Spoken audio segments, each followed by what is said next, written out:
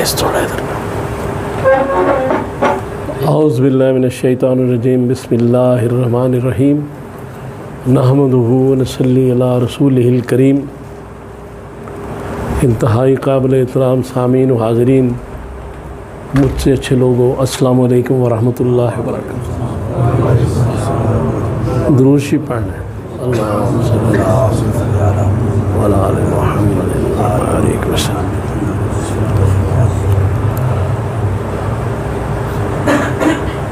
ہر انسان کی زندگی میں غم آتے ہیں، پریشانی آتی ہیں، خوشی بھی آتی ہے۔ تو غم پریشانی کو آدمی زیادہ یاد رکھتا ہے، خوشیوں کو بھول جاتا ہے۔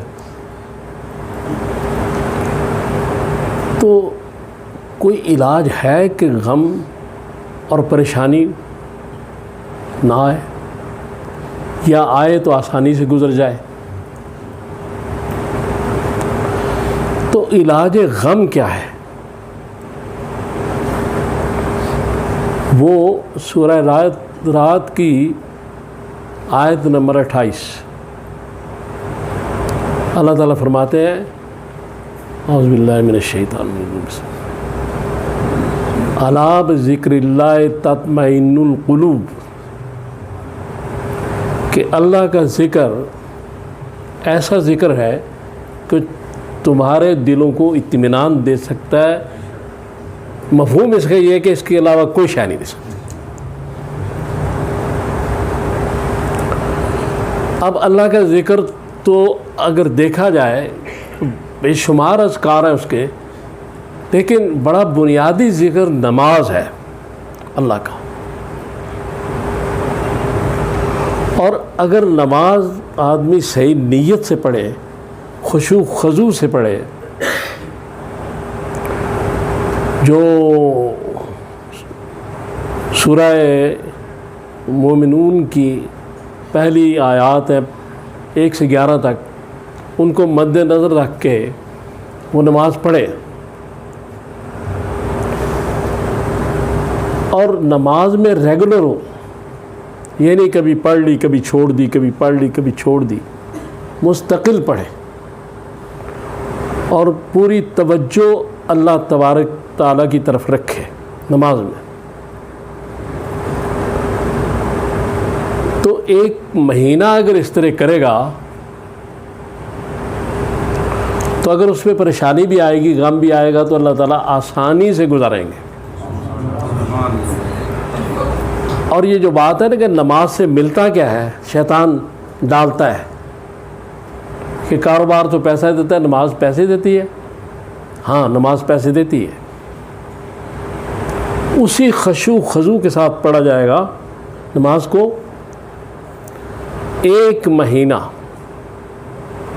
میرا یہ تجربہ ہے، تو مالی معاملات بھی بہتر ہو جائیں گے اور عاقبت بھی بہتر ہو جائے گی۔ توجہ اللہ کی ذات کی طرف سے ہٹ رہی ہے، نماز کی طرف سے ہٹ رہی ہے، قرآن کی طرف سے ہٹ رہی ہے۔ قرآن جو ہے سب سے بڑا ہمارا جو رہنمائی کی، یہ ہدایت کی کتاب ہے، اسے میں ہٹانے والا ہمارا سب سے بڑا دشمن شیطان ہے۔ اس لیے کہا گیا کہ جب بھی قرآن کی تلاوت کرو تو اعوذ باللہ من الشیطان الرجیم پڑھ لیا کرو، باقی کسی کام کے لیے ضروری نہیں ہے۔ حج کے لیے، روزے کے لیے بسم اللہ کافی ہے، لیکن یہاں شیطان کو پہلے بھگاؤ، چونکہ یہ قرآن کا دشمن ہے، یہ تمہارے اس نظام حیات کا دشمن ہے جس نے تمہیں یہاں بھی خوشیاں دینی، وہاں بھی۔ اس لیے پہلے شیطان کو بھگاؤ، پھر اللہ کے نام سے شروع کرو۔ لہذا تلاوت قرآن چونکہ نماز میں ہوتی ہے، ہر نماز میں ہر رکعت میں سورہ فاتحہ پڑھی جاتی ہے، خواہ وہ نفل ہو، خواہ وہ فرض ہو، وتر، کوئی نماز بھی ہو۔ تراویح ہو. لہذا وہ اس سے ہٹانا چاہتا ہے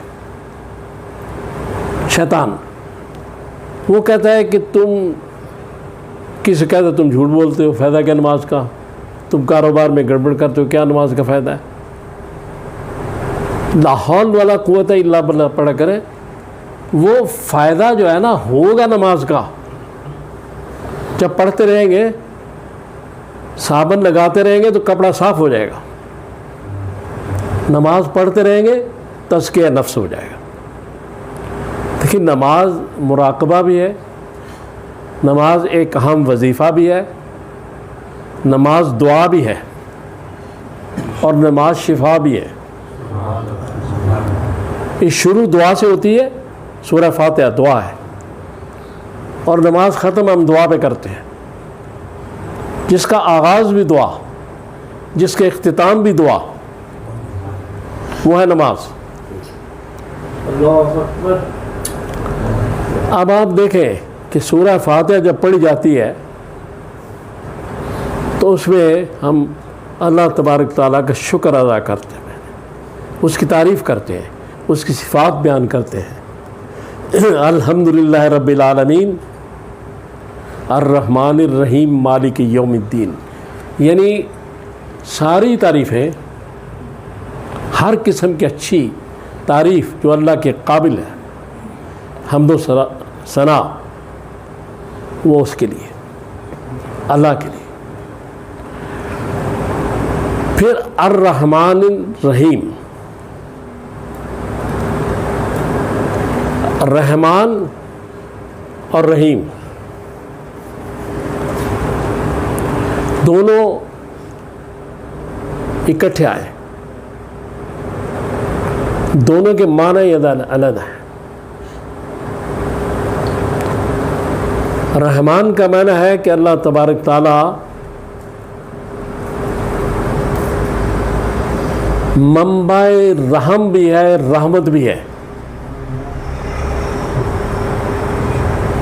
اور جب منبع ہو گیا، اس کا خزانہ اللہ کے پاس ہے، رحم کا، رحمت کا. تو رحیم کا معنی ہے کہ ان رحمتوں اور اس ربوبیت کو ہر شخص تک پہنچانا. جیسے کوئی شخص مالدار ہو اور پھر سخی بھی ہو. مال اس کا ہے لیکن سخاوت کرے گا تو پھر سخی کہلائے گا. اگر مال ہے اور سخاوت نہیں کرتا تو کیا فائدہ؟ اور اگر مال ہی نہیں ہے تو سخی ہونے کا کیا فائدہ؟ دونوں چیزوں کو یہاں رکھا گیا کہ اللہ تبارک تعالیٰ فرما رہے ہیں کہ ہم منبع رحم بھی ہیں اور ہم رحمت اور رحم کو پہنچا بھی رہے ہیں. الحمدللہ رب العالمین، پرورش بھی کر رہے ہیں. اور پھر آگے فرمایا ایاک نعبد و ایاک نستعین. بنیادی بات کہ جس کی عبادت کرتے ہو مدد اسی سے مانگنا، اور اگر مدد کسی سے مانگتے ہو پھر عبادت بھی اسی کی کرنا.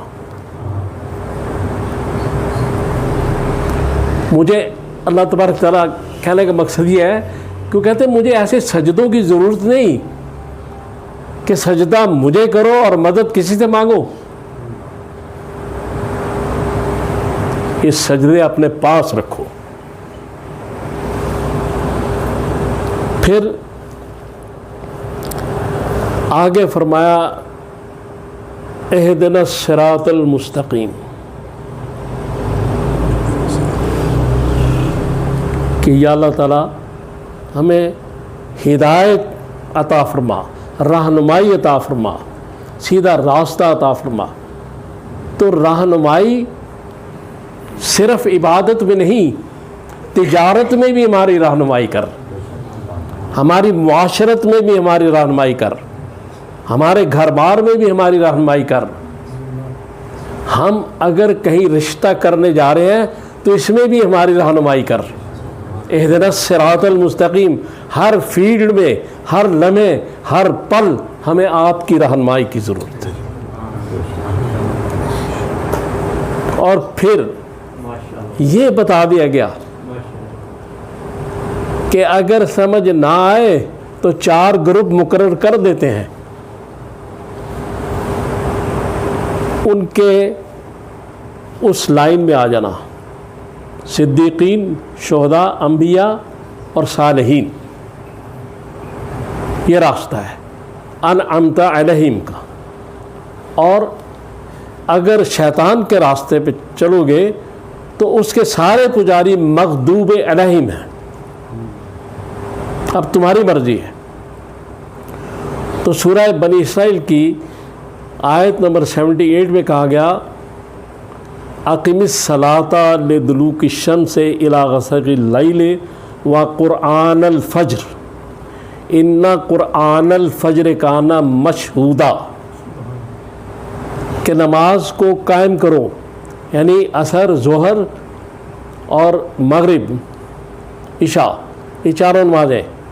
فجر کو پھر علیحدہ کر دیا، اقم الصلاۃ لدلوک الشمس الی غسق اللیل وقرآن الفجر ان قرآن الفجر کان مشہودا، کہ صبح کی جو نماز ہے اس میں جو قرآن تم پڑھتے ہو اس کے فرشتے بھی مشاہدہ کرتے ہیں، اور اللہ تبارک تعالیٰ فرماتے ہیں کہ ہم بھی مشاہدہ کرتے ہیں. ہر نماز کا مشاہدہ اللہ کرتے ہیں کہ جب نماز پڑھو تو محسوس کرو کہ اللہ کو دیکھ رہے ہو. نہیں تو میں تو دیکھ رہا ہوں. تو مشاہدہ تو ہر نماز کا ہو رہا ہے، لیکن یہاں خصوصی مشاہدہ ہے فجر کی نماز کا. خصوصی فرشتے ہوتے ہیں مشاہدہ کرنے والے، اور اللہ تبارک تعالیٰ کی اس وقت نظر کرم ہوتی ہے چونکہ آدمی اپنی پیاری نیند چھوڑ کے آیا ہوتا ہے. اس لیے صبح کی نماز میں پکے رہنا. باقی یہ آج وقت زیادہ ہو گیا تو ابھی تو باتیں کافی تھیں. انشاءاللہ پھر تو اللہ تعالیٰ سے دعا کرے کہ ہم سب کو اپنے زبان میں رکھے. وَأُفَوِّضُ أَمْرِي إِلَى اللَّهِ إِنَّ اللَّهَ بَصِيرٌ بِالْعِبَادِ.